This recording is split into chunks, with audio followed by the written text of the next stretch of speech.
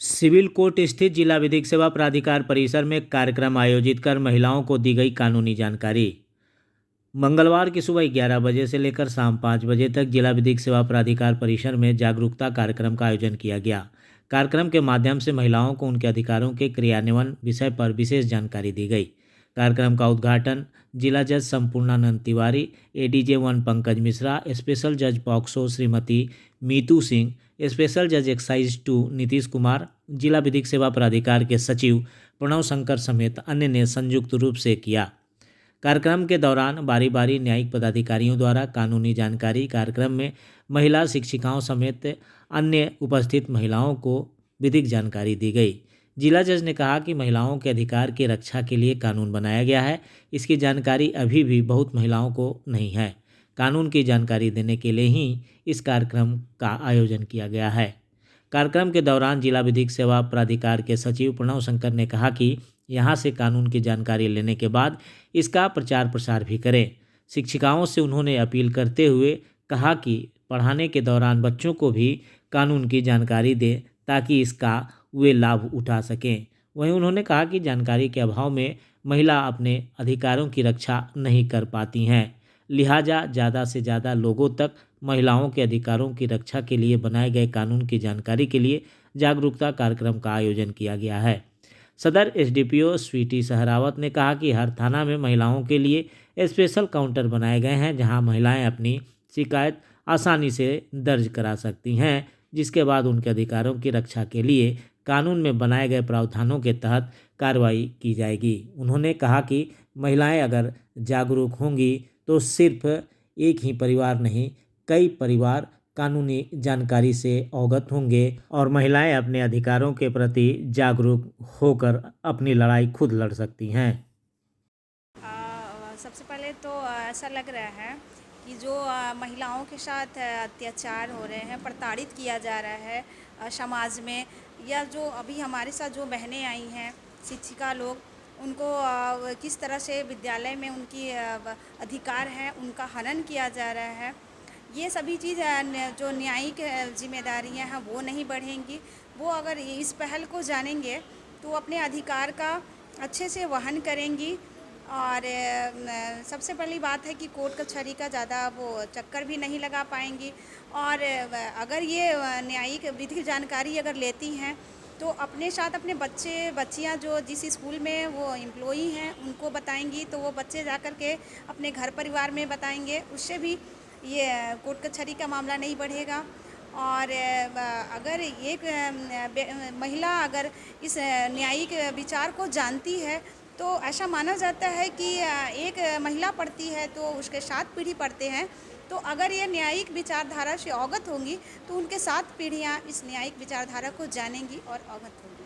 Sir, महिलाओं के सशक्तिकरण के लिए कुछ लीगल अवेयरनेस प्रोग्राम यहाँ कंडक्ट किया गया है और जज साहब और बहुत सारे वकील, इन लोगों ने बहुत सारी हम लोगों को बातें बताई हैं जो हम लोग नहीं जानते थे।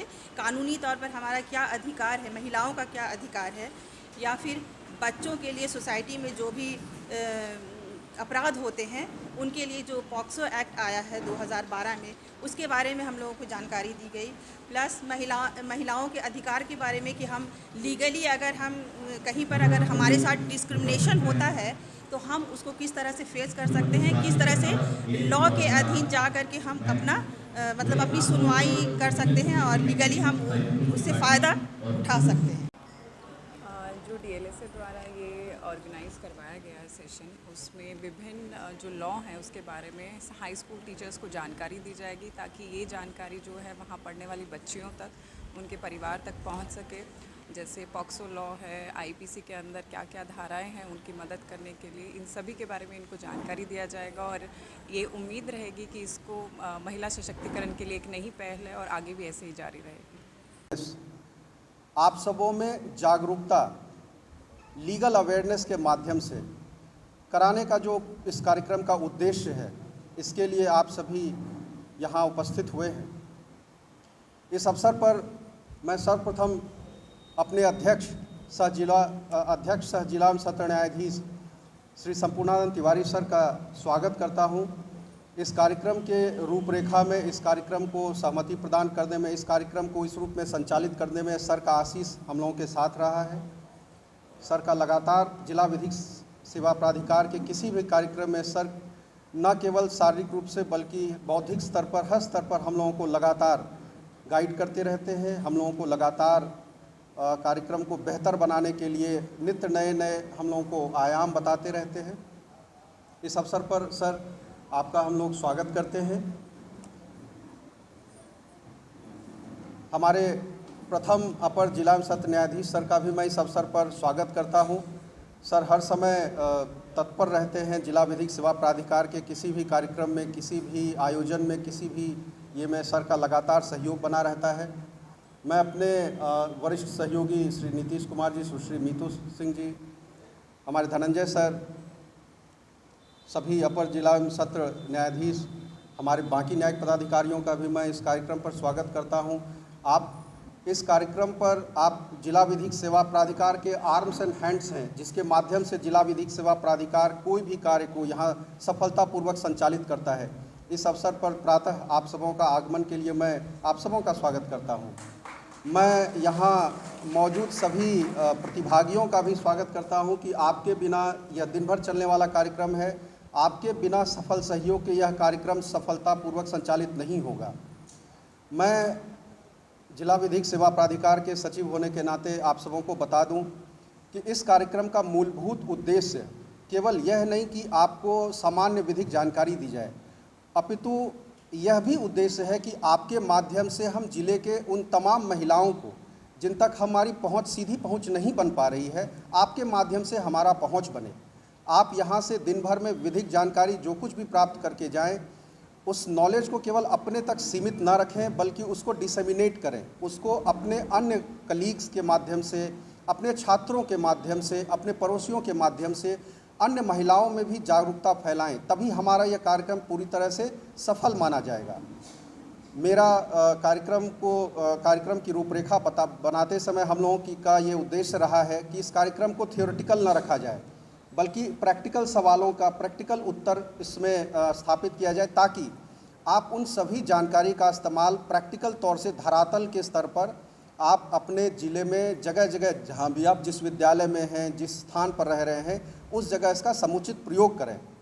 हमारे विभिन्न विशेषज्ञ जो 11 बजे से लेकर 10:30 बजे से लेकर के 1:30 बजे तक, 2 बजे तक आपको विभिन्न विषयों पर, स्त्रियों से रिलेटेड अधिकारों के विभिन्न आयामों पर जो चर्चा करेंगे, मेरा ये आप लोगों से अनुरोध है कि आप उस चर्चा का न केवल लाभ उठाएं बल्कि आपके मन में जो कोई भी प्रश्न उठे, आप उन प्रश्नों को हमारे विशेषज्ञों के सम्मुख रखें।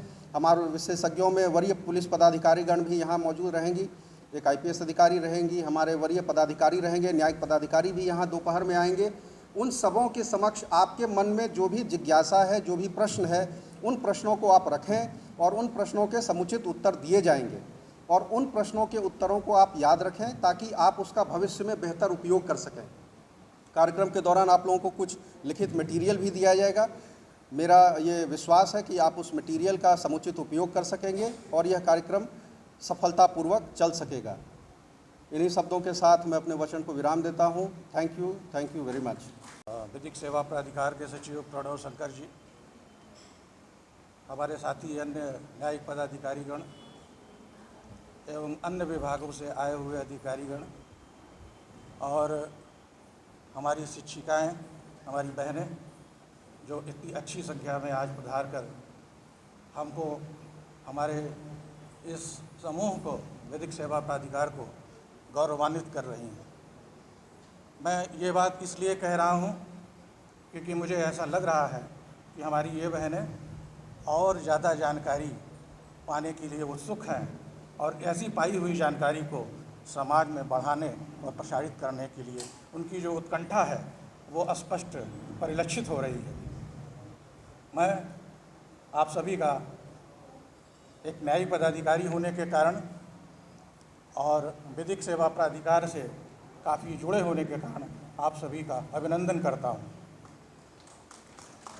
जब हमारे सचिव प्रणव शंकर जी ने मुझे कहा कि सर आपको हमारे औरंगाबाद शहर के ज़िले के शिक्षिकाओं को संबोधित करना है, तो मुझे लगा कि शिक्षिकाओं को क्या संबोधित करूं, जो डीएम बना रहे हैं, जो डॉक्टर बना रहे हैं, जो इंजीनियर बना रहे हैं, उसको हम कैसे शिक्षित कर सकते हैं।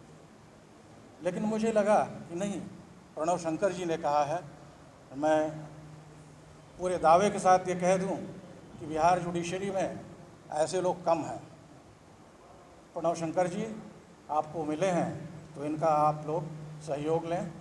ये बहुत ही कर्मठ व्यक्तित्व हैं, और भी अवसर आएंगे जब हम इनके बारे में आप सभी लोगों को बताते रहेंगे। लेकिन अभी अवसर है कि मुझे लगा कि मैं न्यायिक पदाधिकारी हूँ तो आपको न्यायिक पदाधिकारी के ढंग से बताऊँ। तो मैंने एक संकलन किया है, मुझे लगा कि वो संकलन आप लोगों की ज़रूरी है कि वैसे तो बहुत से कानून बने, लेकिन जब हम आज़ाद हुए तो अनेक कानून का परिष्करण हुआ, और वो आप महिलाओं के लिए बना, और उनको आपको जानना बहुत ज़रूरी है। मैं, जैसे हमारी तमाम बहनों ने उल्लेखित किया है, द मैटरनिटी बेनिफिट्स एक्ट 1961 यानी मातृत्व लाभ अधिनियम, मैक्सिमम लोग जानते हैं, इसके प्रावधान के बहुत से मूलभूत चीज़ों के बारे में लोगों को पता नहीं है। लेकिन ये मालूम है कि मातृत्व लाभ मिलेगा, आप लोग कर्मचारी हैं, सबको मालूम है मातृत्व लाभ मिलेगा, हमको मातृत्व लाभ लेना है। उसके बाद में कुछ नहीं पता है। मैं एक छोटा सा प्रावधान इसका बताऊं जो हमारी महिला बहनों के लिए बहुत ही महत्वपूर्ण है कि अगर कोई महिला गर्भवती है तो उस दौरान अगर किसी कारण से वो एब्सेंट हो जाती है ड्यूटी से, तो उसको डिसमिस नहीं किया जाएगा।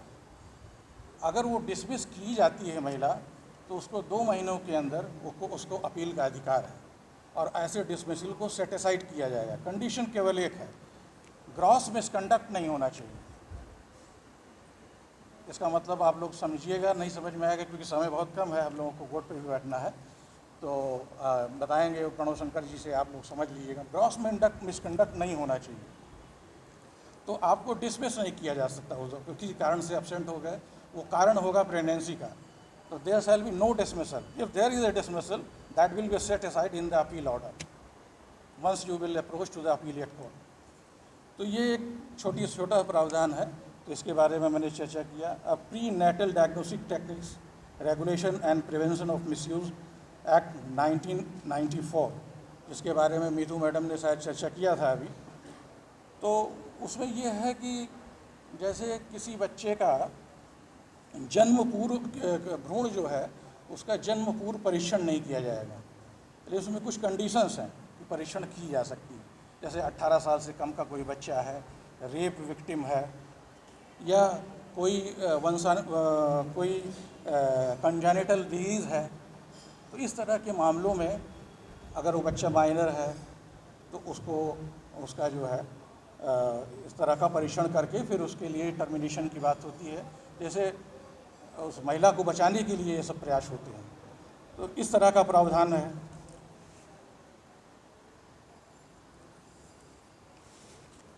और indecent representation of women prohibition act 1986 यानी महिलाओं की अशिष्ट प्रस्तुति प्रतिषेध अधिनियम 1986। ये आप लोगों को मालूम होना चाहिए कि किसी महिला का किसी भी तरह से अशिष्ट उसका प्रदर्शन नहीं होना चाहिए। इसके लिए प्रावधान बना है, अगर कोई करता है तो वो दंडित किया जाएगा। और the immoral traffic prevention act 1956 अनैतिक दुर्व्यवहार निवारण अधिनियम 1956, किसी भी कॉमर्शियल पर्पस के लिए सेक्सुअल एक्सप्लॉयटेशन नहीं किया जाएगा किसी भी महिला का। तो ये प्रावधान इसलिए बना हुआ है। उसके बाद जल्दी हम आगे बढ़ रहे हैं क्योंकि कई कानून हैं। तो प्रिवेंशन ऑफ डायन यानी विच क्राफ्ट एक्ट 1999, इसमें अगर डायन प्रथा बहुत फैली हुई है बिहार में। हमने देखा कि काफ़ी संख्या में इस चीज़ को, जब मैं सेवा में आया था तो बहुत ज़्यादा था। अभी इस प्रावधान की असर की वजह से चीज़ें कम होती जा रही हैं। तो इसको आप लोग पढ़िएगा, देखिएगा। कोई इस तरह का अगर व्यवहार करता है या जादू टोने की बात करता है तो उसको दंडित किए जाने का प्रावधान है। डावरी प्रोहिबिशन एक्ट सभी लोग जानते हैं। कभी कभी प्रश्न उठता है कि भाई देने और लेने दोनों लोगों को दंडित किया जाना है। बिल्कुल सही है, जो देगा वो भी दंडित होगा, जो लेगा वो भी दंडित होगा। तो दोनों लोगों को दंडित क्यों नहीं किया जाता है?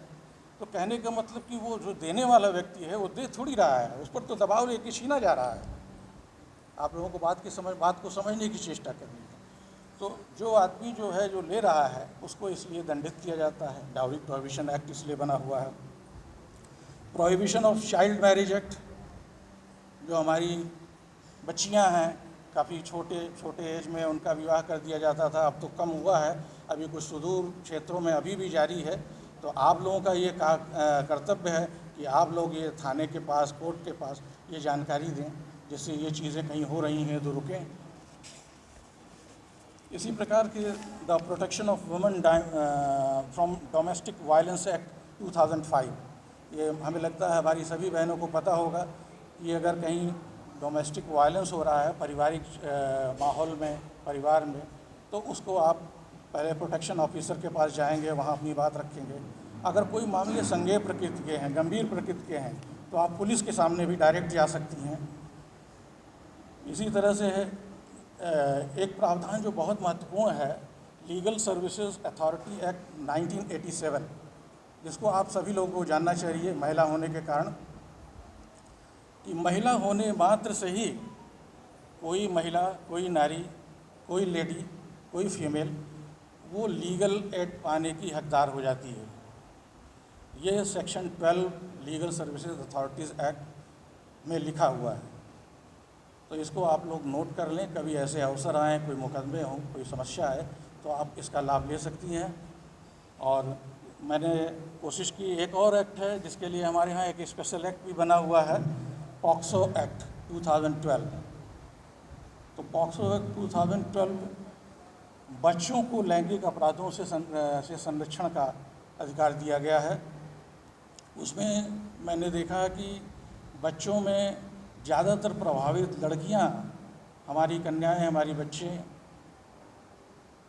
आ रहे हैं। तो उसकी वजह से ये कोर्ट बना हुआ है मैडम के यहाँ, और जो भी आदमी इस दायरे में आता है तो उसका ट्रायल स्पेशल कोर्ट के सामने होता है और बहुत कठोर दंड के प्रावधान हैं।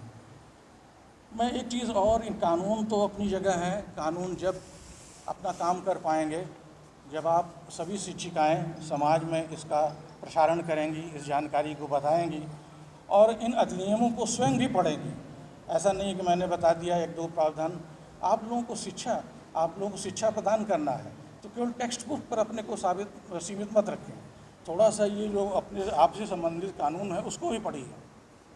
उसको जब आप पढ़ेंगी तो आपको पता चलेगा कि बहुत से ऐसे कानून हैं और जिसका हम लोग प्रयोग कर सकते हैं। कहीं कोई ऐसा दुरुपयोग हो रहा है तो उसको न्यायालय को, पुलिस को बता सकते हैं। दूसरी चीज़ ये है कि ये जो कानून के अंदर चीज़ें आई हैं, रखी गई हैं, ये हमारे आपके अधिकार को दर्शाती है कि आपके अधिकार कहीं का हनन हो रहा है, तो उस अधिकार के लिए आप आगे आएँ और न्यायालय को बताएं, पुलिस को बताएं और जो ऐसे गलत लोग हों उन्हें दंडित कराएं। लेकिन एक बात हमेशा ध्यान रखिए कि अधिकारों का जन्म अपने आप नहीं होता। किसी का कर्तव्य किसी का अधिकार बन जाता है। अगर आप कर्तव्य के बारे में नहीं सोचेंगी तो शायद अधिकार अपने आप विलुप्त हो जाएगा। मेरी बात, मैं समझ रहा हूँ कि आप सभी शिक्षा क्षेत्र से हैं और प्रबुद्ध बहनें हैं, मेरी बात बहुत अच्छे से समझ रही होंगी, तो इसको ज़रूर ध्यान में रखिए।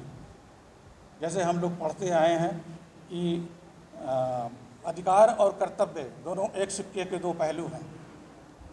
हम जब कर्तव्य करते हैं तो कहीं ना कहीं किसी का अधिकार बन जाता है। आपको स्कूल में टीचिंग का काम मिला है, अगर आप स्कूल में टीचिंग के लिए नहीं आएंगी तो बच्चे की शिक्षा का अधिकार वो उससे वंचित हो जाएगा।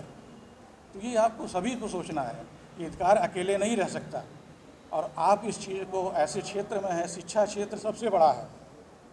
जैसे मैंने कहा कि आप ऐसे व्यक्तित्व हैं जो डीएम बनाते हैं, मेरे जैसे लोग जज बनाते हैं, इंजीनियर बनाते हैं। कौन सी ऐसी चीज़ है जो आप नहीं बनाते? आप वो सब बनाते हैं। वो चंद्रयान जो उड़ रहा है उसको भी किसी शिक्षक ने ही बनाया होगा। तो आप अपनी महत्ता को समझिए, इसको जीविकोपार्जन का आधार मत समझिए, आप उससे आगे बढ़िए। जीविकोपार्जन तो है ही, लेकिन ये समझिए कि आपको जो काम मिला है रिटायरमेंट के बाद नहीं मिलेगा। मुझे लगता है समय काफ़ी बीत रहा है, मैं अपने वाणी को यहीं से विराम देता हूँ। धन्यवाद।